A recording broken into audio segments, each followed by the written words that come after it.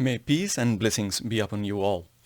Hi guys, this is Shahadat, and today I'm going to make another Sadhguru answer review video. And on this video, he's talking on the topic of pornography and masturbation. And let's instead of me trying to explain it, let's hear it from the actual guy who asked the question, and then we will take it from there. So yeah, let's do that. I want to know that when a student steps into college, all of a sudden he or she gets access to a huge amount of pornographic material, which so far was off limits for him or her. And in the process, he or she enjoys that, and as we said, he experiences heaven on earth. But and we even have nicknames for those people who overdo it. They masturbate. We overdo it sometimes. So how do we know how much of that is good or bad? And so can we have the truth about masturbation? Oh, looks like a popular question. See, Common we have a problem. biology. We cannot put it under the carpet. It's there. It's best we address it for what it is. But right now the problem in the world is because certain religious institutions in the world took this attitude that the very biology of the human being is wrong. Because of this, culture started hiding it under the carpet. Yeah, can you think of any religious tradition that does or tries to hide human sexuality under the carpet? I mean, there are different religions that suggest or prescribes different ways of doing it, but nobody suggests that put it under the carpet, except the concept of Hinduism as a religion in India, where it seems to be, all these sadhus and sannyasis, gurus, they seem to take this lifestyle of a brahmacharya. That means they will not they will not engage in a sexual relationship, that sort of an idea, which is in the Hinduism as far as I know. So I don't know which religion Sadhguru is blaming for doing this. Well, in this culture we never had it, but after the British came and left, we became more prudish than the British. But before that, if you look at our temples, all the outside temple art is all pornographic, if that's what you want to call it. But we don't call it pornographic. We are only talking about the various dimensions of human biology. Because we don't see it as wrong, but we see it as the periphery of life. If you stay there only, you will stay on the physical dimension forever, you will not explore anything else. So in the temple, always it's the periphery. You are supposed to look at that and understand it's the periphery of life and try to make an attempt to go deeper, but at the same time not to be in denial of it. Not to glorify it or not to be in denial of it is the most important thing. On this particular point, I think the point he's trying to make is kind of like a valid point. The only thing I would say is, even though culturally that's how it happened in the temples, there are those drawings or the sculptures that shows this aspect of human life. The only thing is, you see, we do not want to expose our children to pornography. So if the art has got the pornographic element to it, then it's a good idea not to have that publicly accessible by anybody and everybody, because then there is that risk of actually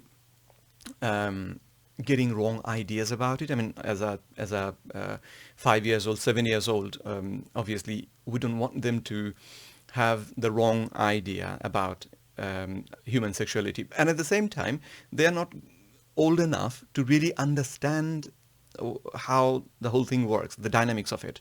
So it's a good idea to keep it like in the background a little bit, in the dark a little bit, so that once they are matured, that's when they're introduced to the whole concept, and they're guided properly through with appropriate knowledge about or around this topic. So yeah, he's. I mean, that's how the temples are. Actually, lots of these temples are designed that way. But I don't know. Does it for an adult person, probably it does some good, some gives them some idea, gives them the idea of thinking that this is the periphery of life. But for a child, obviously, it doesn't work that way. And children go with their parents to the temples, and sometimes they just get these weird ideas from that. So I don't know. That's how it is. I don't deny that. But is that right? That's a question, I guess. But in your college, watching these things on the whatever, your internet or whatever, people tell me that somebody told me, I don't know if this percentage is correct. When I was asking what is the content, I was trying to understand the internet and its content. What is the real content on the internet? They're telling me, you should know. They're telling me 70% of the content on the internet is pornography. Is it so? Is it so? You must be the expert. That's probably correct, or probably a little bit more. Is somebody doing It's a peer huge industry. It's a huge industry. They told me 70%. I said 70% is unreasonable and sick levels of pornography. If it occupies a small percentage, it's okay. 70% of a technological platform which could do millions of things, unfortunately, is pornographic. Just biology of life. Now, see that little comment, that little bit of it was okay. If something is not good, I mean, if it is good, it's not necessarily that a lot of it is all the time good. But if it is not good, then a little bit of it shouldn't be good either. So why do I say that? I guess let me wait and finish the discussion, and then we will go to the end. I mean, pornography. The nature of it is, once you watch it, once you get access to it, it does something in your body. It does something in your head, and you don't really have control over that part. So what happens is, then it doesn't become the question of, then it becomes almost impossible for you to actually restrict it to that a little bit.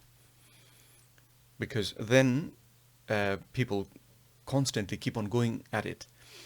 And now science has actually proved that watching pornography has a huge impact on human brain in terms of how their personality will be shaped, or how they will be, how happy they will be in their own life, how accomplished they can be. Pornography, which is like a addiction, has got a huge impact on this. Now, it's the same sort of thing. I mean, you can drink alcohol. A little bit of alcohol probably is not bad, but the problem is the little bit of alcohol has the potential of turning you into an alcoholic. So, and you don't know when that is going to happen. You think, no, I'm in control, and you do this, and yeah, I mean, a huge number of people are in control, but it has the potential of suddenly breaking your control and take you down a route that you don't want to go down. So best idea is to stay away from it. Yeah, you probably miss a little bit of enjoyment, but you can enjoy in other ways that are more healthy, that do not come with this associated risk with it. That makes much more sense, right? Anyway, let's continue with the video. I can talk, right? It's very fortunate, because once you come as a human being, your biology is not the front end of your life. It is one part of your life. This cerebral capability came so that your intelligence becomes the front end of your life, and if you become conscious, your consciousness becomes the front end of your life. Biology is the front end of a bull. It's okay for him, that's all he knows. But biology should not be the front end of a human life. It is part of our life. We are not denying it. So, At a certain stage in your life, it's like this. A 95-year-old man went for a medical checkup with his doctor. The doctor did a thorough checkup and said, "Hey, old boy, you're doing great for 95, no problem with you." Then the old man asked, "Doctor, but what about my sex life?" Then the doctor looked at him and asked, "Thinking about it or talking about it?" So at different stages of life, there are sometimes you only think about it and talk about it. There are sometimes you indulge in it. These are passing phases of life. How much of it is needed for you, you are the best judge. But at the same time, you came here not to explore your biology. At least you should have gone to MSc in biology. You shouldn't be wasting your time in a technological institute exploring biology. Does it mean to say you don't have biology, you don't have biological needs? You have, it's fine. But it must be on the periphery. It should not become the core of your life because it will reduce you in the sense. A creature which was purely biological evolved into a place which has an intelligence of its own beyond its biology. So animal intelligence works for its biology alone. How to get its food, how to get its mate, this is all its entire life is. If human intelligence also functions like that, you are bellying the evolutionary process. You are seeing how to go back, take the evolutionary process backward. Not necessary. This does not mean you do not have a body. Body has its needs, as there is physical hunger, so there is sexuality. You have to address it in some way, but to what extent is your choice. But definitely it should not be the front end of your life because you are rolling back evolutionary scheme of putting your intelligence and consciousness in the front. Instead of that, you're putting your biology in the front. So that was the answer. This whole lecture about the biology being the evolutional biology. The theory of evolution, that's basically what he's using in this particular lecture, based on my understanding. I hope you can see that as well. The idea that biology developed and then we developed into an intelligent being, and we have got more intelligence than the other animals. All these things are, there are a few theories about them.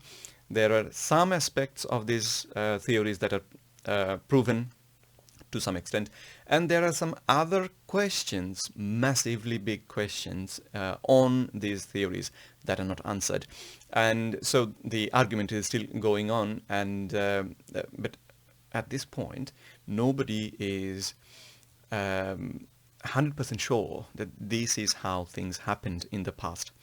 That's one of the interesting thing about the past, that we are trying to reconstruct what happened in the past without having any observational data, really. So different people are coming up with different ideas. So I guess it's not very wise to actually hold on to this theory that is not proved beyond doubt yet, and try to explain human in those terms. Now, going back to the idea of pornography and masturbation and the rest, all those things, from what he said is what I understand pretty much. He's giving a license. You can do it a little bit, but don't overdo it. That's basically the message I got from what he said. But I would tell you to actually completely stay away from it. Now, you would say, why? How is that possible? I understand. I accept that it is a very difficult thing to achieve. Unfortunately, because now we are living in a society where we are driven or we are kind of like guided to become successful first and then be able to have the things that are part of our biology. A boy, once he has gone past his this age, I mean, once he becomes an adult physically, in biologically, once he becomes an adult biologically, he has all these needs. The same is true for a girl. Once she becomes a adult, all these needs develop. But we have framed, or we have kind of like tried to lock it up in a certain age. 17 years and 11 months and 25 days. You're not still not allowed. No. 18 years, 0 second. You're allowed. Now you can do whatever you want. That's not the right approach, according to my understanding. The best idea would have been if when we become adults, the best idea would have been if we could actually have sexual partners. You see those temple drawings that I talked about, or temple art that Sadhguru talked about as well. They actually show lots of different things, but I never came across one where the art shows that somebody is masturbating. It's always it's about two people, okay, coming together. And it has got so many different aspects to it. It's not just a bodily thing. I mean, you can look at it as a bodily thing, but then you will miss a huge amount of the pleasure you receive from a sexual intercourse, because it has emotional impact. It has got psychological, emotional, the same kind of things, isn't it? Psychological impact. It has got so many other aspect attached to it. At the same time, there are risks as well. If you go or try it in the wrong way, I mean, if you talk about, say, masturbation, we are not using the natural way of doing things right. Now, we are talking about two sets of tissues that are really sensitive and designed for each other. Okay, so that's the ideal way. When these two tissues meet each other, then that's what they're meant for. So they don't see any problem. It doesn't cause harm. But when you masturbate, obviously you are not using one of these tools. Either you use a hand, either you use toy, whatever you do, you are actually exposing your biology as a set of very sensitive tissues through environment that this tissue is not made for. So damage happens. And this damage can actually have a much longer impact on the quality of your life. I mean, at this point, you're in the college, you're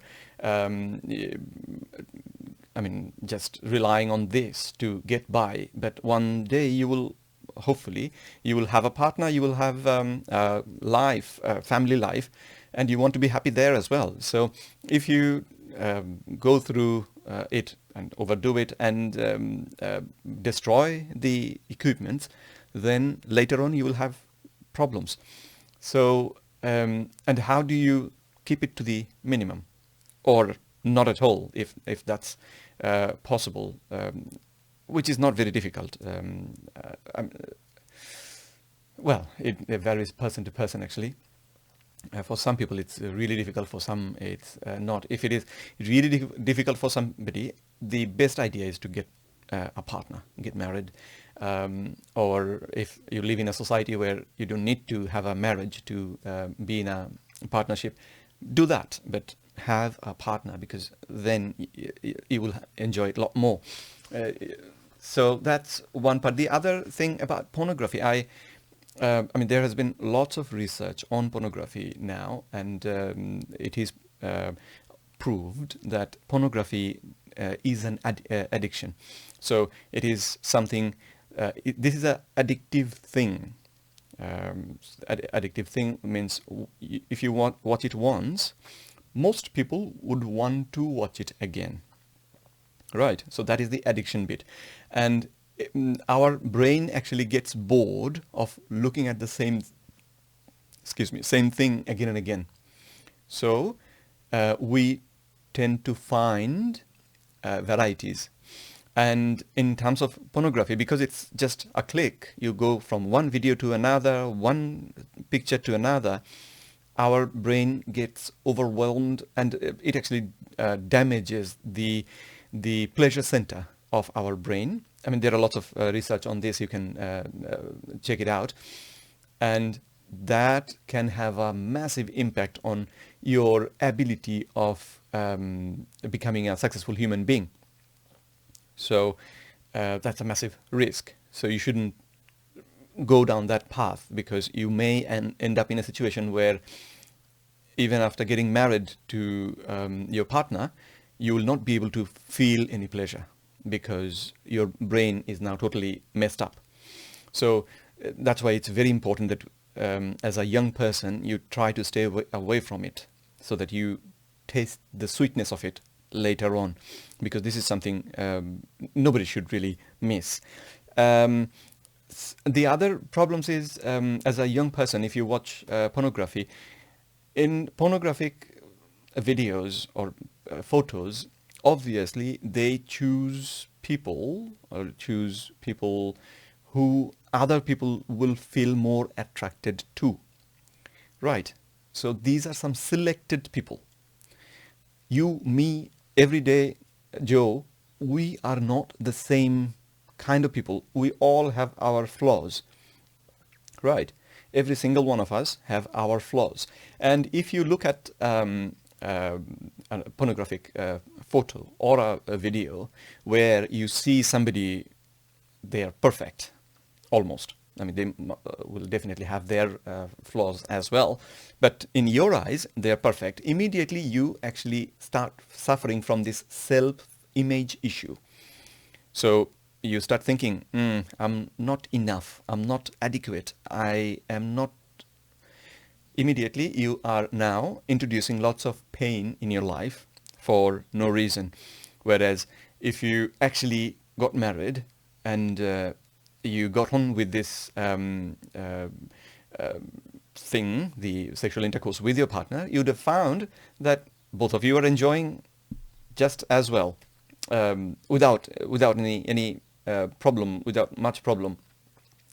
There are exceptions, of course, and we have got medical science to help you with that, and other things to help you with that. So the self-image issue becomes a big problem. They did experiments in the UK, and they, in one BBC show, I watched it myself, where they actually took adults of different ages, took them to a school and got them naked in front of the kids, because by then these kids have watched so much pornographic content that their ideas were all over the place. And they were healthy kids were thinking they were lacking. And so they basically got men and women, adults of different age range, got them to stand in front of them in this in a auditorium, and made them naked so that they can see that normal person is a normal person. We are not perfect, so that this worry goes away. The other problem you get from pornography is, you see, the definition of a relationship that we have in our societies, in our families. Relationship has a huge impact on our life, right? And in the pornographic industry, they try to play around with this idea. As it is, there is a risk of sexual intercourse between siblings and sometimes parents and children. That is already happening. I mean, it has happened for thousands of years. It's nothing new. But due to the easy access of pornography, there is a huge amount of people, kids, who are coming up with these ideas, and they're losing respect for their parents, their elders. Because when you start looking at the relationships in this way, your concepts change, right? So that causes a problem. The other thing is, how do you conduct this once you are married? You've got your partner. How do you get on about conducting this sexual intercourse? If you watch pornography, there are so much rubbish shown in the pornographic videos or photos. You will get a completely wrong idea about what to do and how this should happen. And lots of people are now suffering from that problem. You compare, because both of you watched pornographic videos, and now when you open yourselves up in front of your partner, suddenly you see them, and as human beings, because we don't see our face ourselves, we always see other people's face. We tend to compare them. So you are comparing your partner with the videos that you have watched or the photos that you have watched, and you are identifying all the flaws, and your partner is doing the same, looking at you. So immediately what happens is the health of this relationship suffers badly. It takes a massive blow.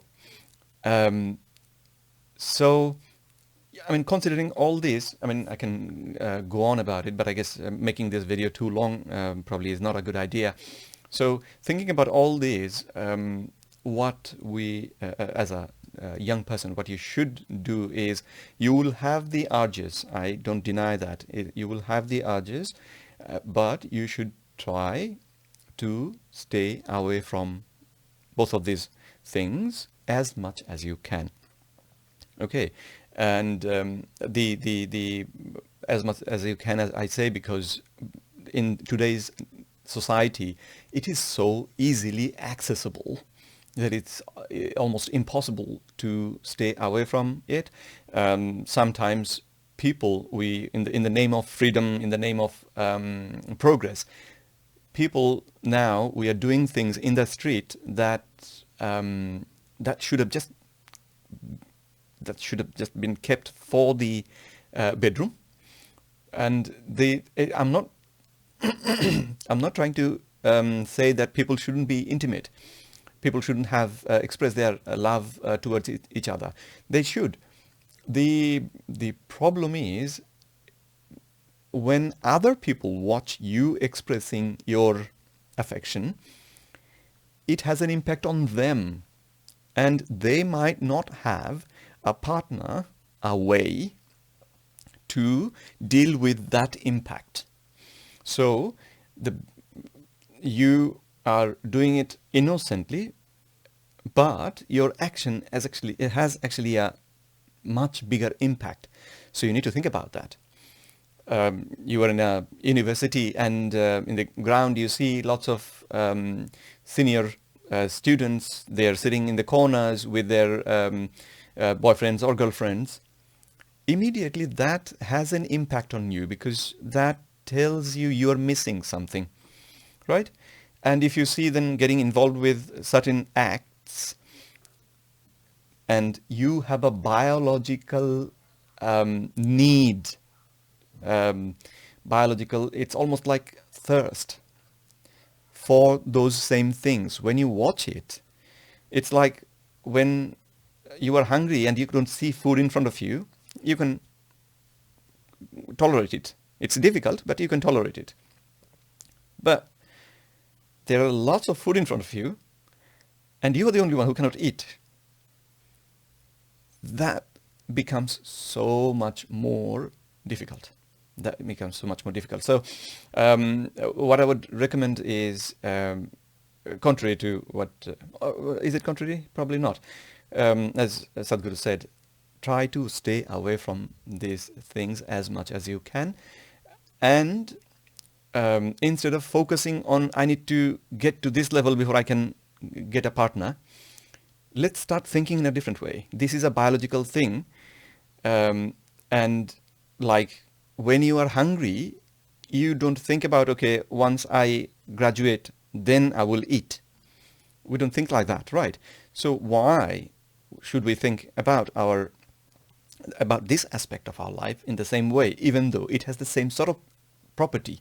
Hunger. It is accepted as a physical hunger by all societies, as far as I know. All societies accept this is a hunger that human beings have. So trying to just not eat at all is not possible. What we should do is, as quickly as possible, we should satisfy these needs, and that will actually give us a better understanding of life, a happy family, and ideas like those. We will we will be able to actually turn inward much more than in once these needs are fulfilled, and in a appropriate way, instead of inappropriate way that will have detrimental effect on our psyche or our physiology and things like those. So I don't know how long I've been talking on for. Anyway, I hope you guys will get some ideas about it. On this particular video is, yes, I'm not 100% don't see what Sadhguru is trying to say, but the arguments he's presenting in front of you, I think, is still not strong enough. You need, for a young person to have control over themselves, you need to give them a lot more. They need to know why they should stay away from this short-term pleasure now, so that they can enjoy it in a much more enjoyable way in the future.